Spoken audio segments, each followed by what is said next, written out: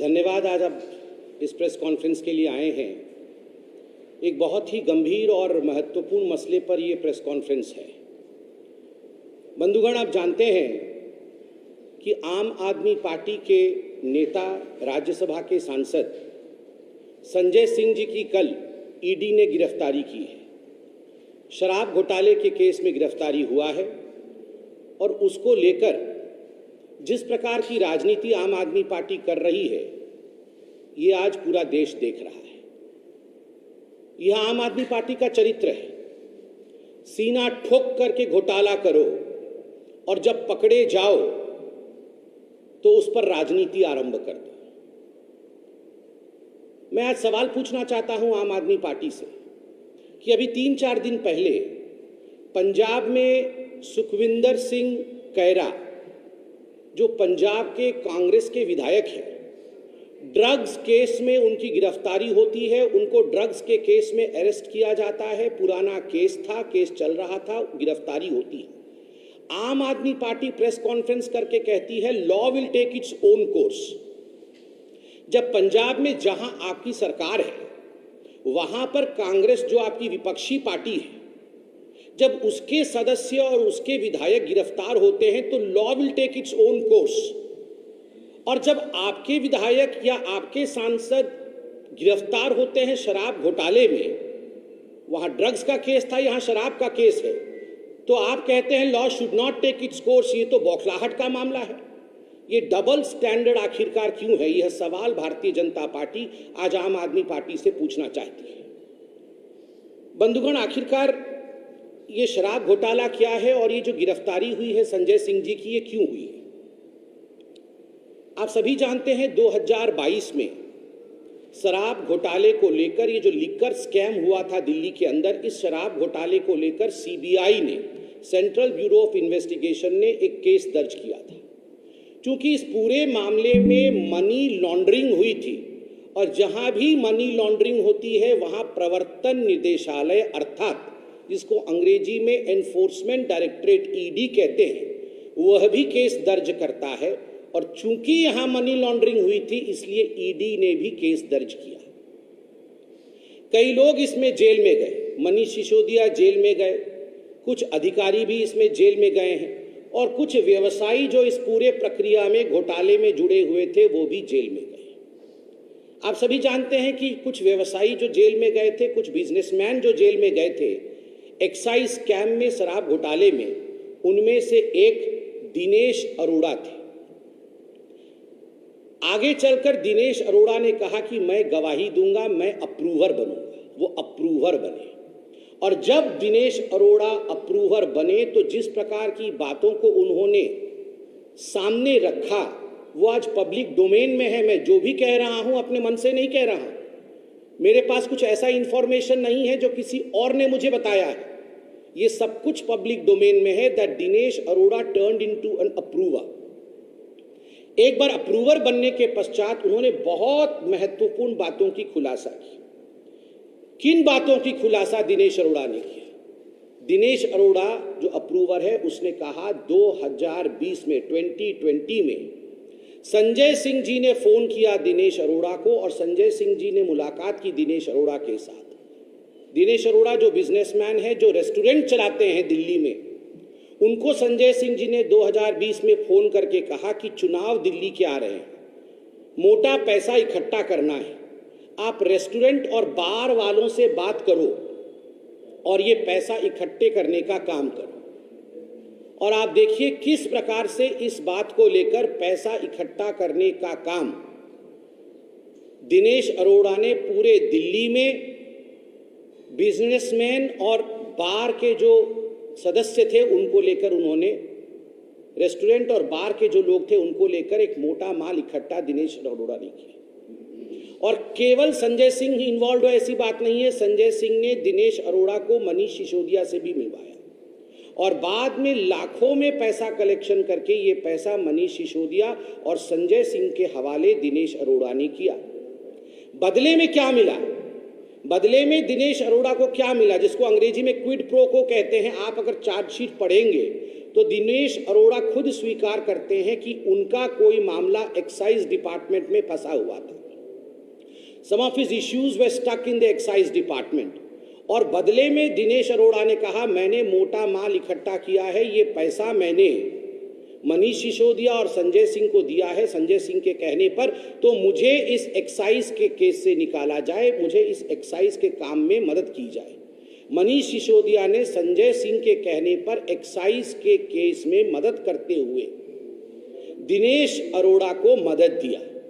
तो आप सोच के देखिए किस प्रकार से एक क्विड प्रो को का मामला बनाया गया, किस प्रकार से इस विषय को एक दूसरे के लिए मदद की गई। बंधुगण, मुझे तो बड़ा आश्चर्य लगता है कि इतना बड़ा मामला होने के बाद भी जब जनवरी में एक्साइज डिपार्टमेंट ने, ईडी ने संजय सिंह के नाम को अपने चार्जशीट में दाखिल किया, चार्जशीट में लगाया, उस समय काफी हंगामा और बवाल कटा। आपको याद होगा संजय सिंह जी ने प्रेस कॉन्फ्रेंस किया था और कहा था कि ईडी ने गलती से मेरे नाम को अपने चार्जशीट में लिखा है। केवल संजय सिंह नहीं, अरविंद केजरीवाल जी ने भी कहा कि संजय सिंह ने हड़का दिया ईडी को, पैंट गीली हो गई इत्यादि इत्यादि। मगर वास्तविकता यह थी कि ईडी ने संजय सिंह जी के नाम को अपने चार्जशीट में 4 जगह लेखांकित किया था।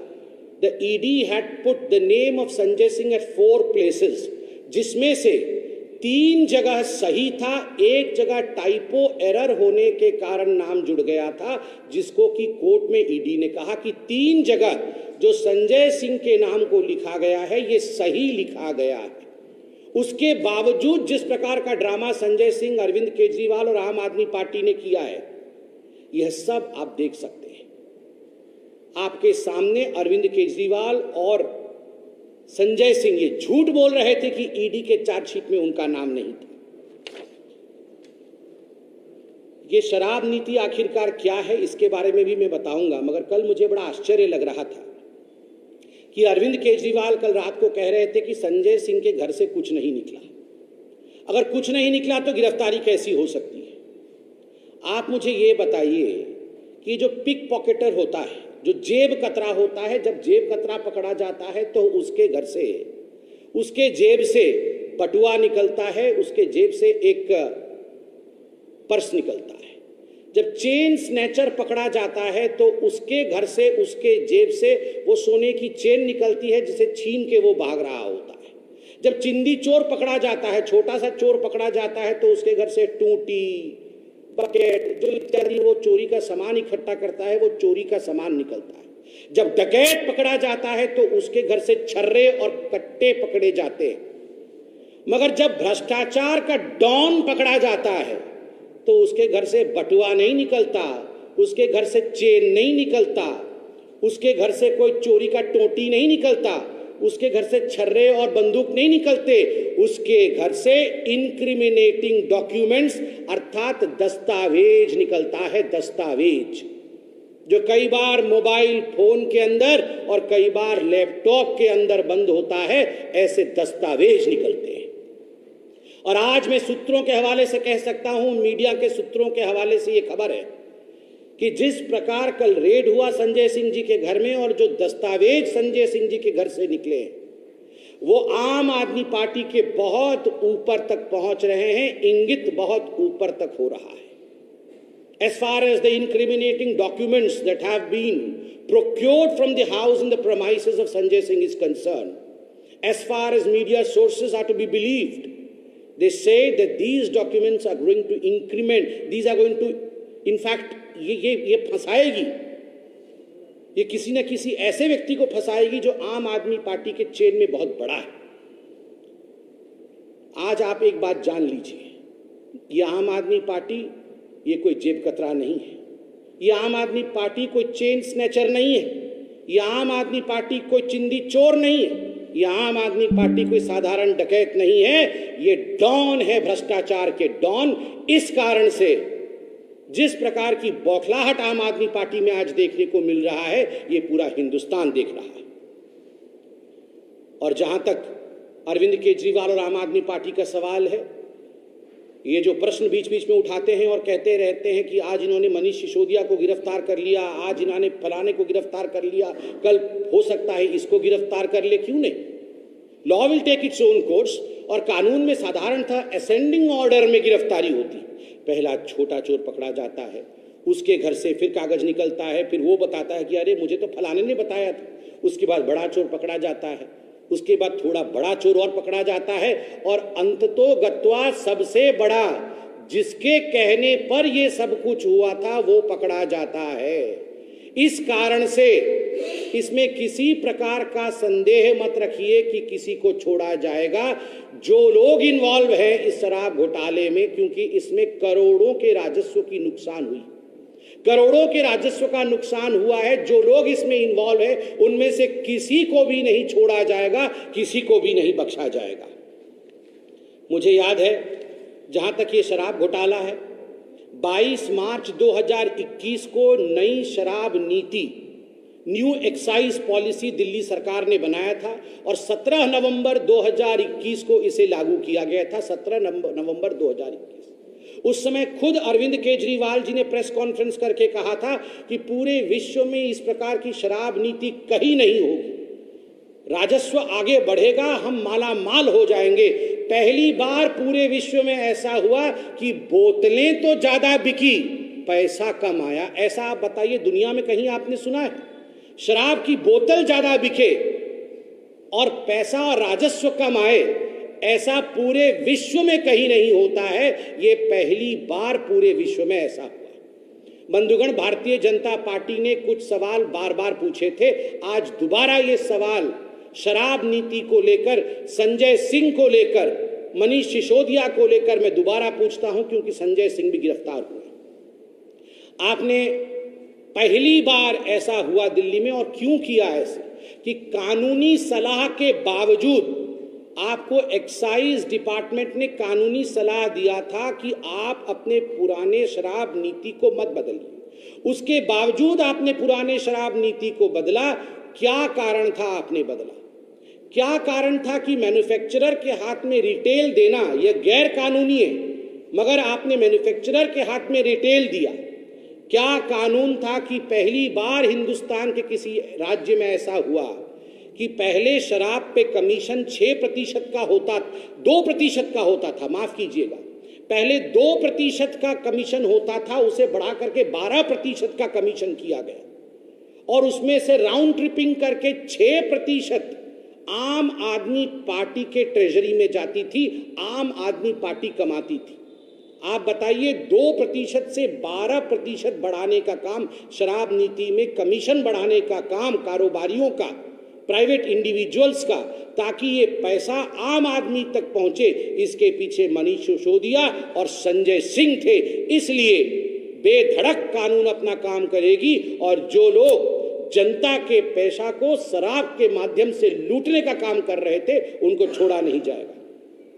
क्या कारण था कि 145 करोड़ 145 करोड़ रुपया ये शराब कारोबारियों का माफ किया गया, वह भी बिना किसी कैबिनेट के नोट के, बिना कैबिनेट के मंजूरी के 145 करोड़ रुपए शराब कारोबारियों का माफ किया गया। किसने इजाजत दी?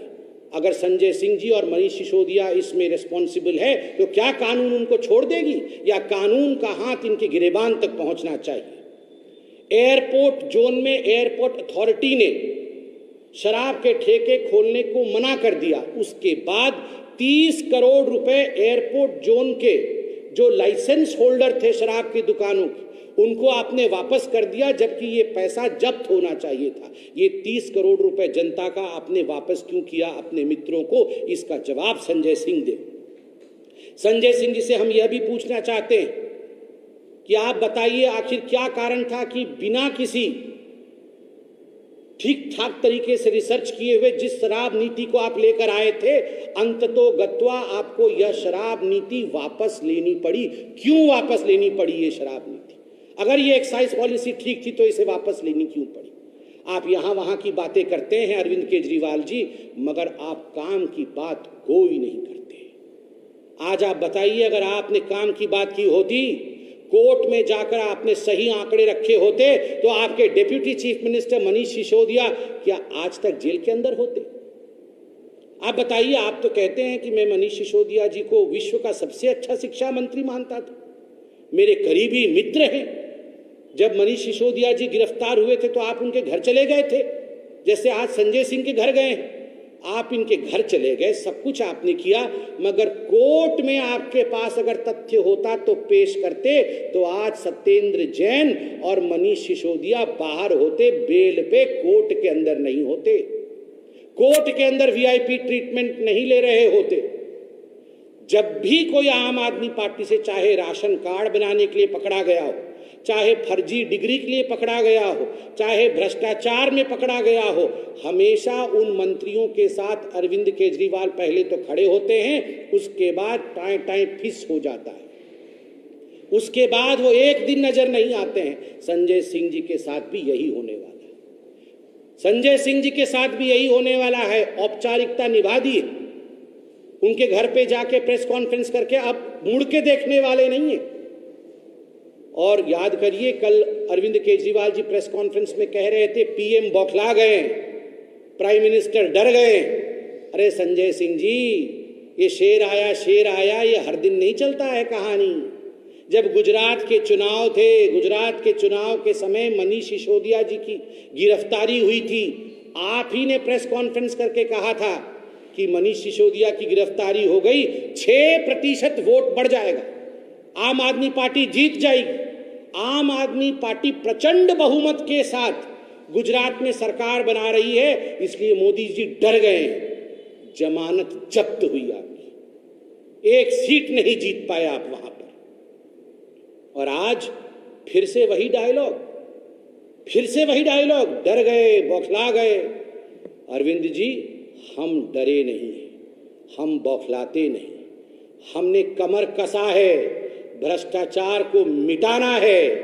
और आप जैसे लोग जिन्होंने पन्ने निकाले थे कि ये देश के सबसे भ्रष्ट नेता है, जिनमें लालू प्रसाद यादव का भी नाम था, जिनमें सोनिया गांधी का भी नाम था, जिनमें राहुल गांधी का भी नाम था, जिसमें रॉबर्ट वाड्रा का भी नाम था, आज गलबहिए करते फिर रहे हैं उनके साथ अरविंद केजरीवाल जी।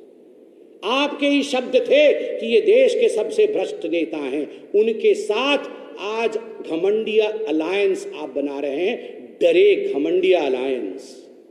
आपने चोरी की है, आपने भ्रष्टाचार किया है, तो डरना तो पड़ेगा, क्योंकि जनता की पैसा कोई लूट लेगा, ये नहीं हो सकता है। ना खाऊंगा ना खाने दूंगा। हो सकता है अरविंद केजरीवाल जी आप ये भूल गए, मगर दोबारा भारतीय जनता पार्टी आपको याद दिलाती है, न खाऊंगा न खाने दूंगा, और जिसने खाया है उससे निकलवाऊंगा। बहुत बहुत धन्यवाद।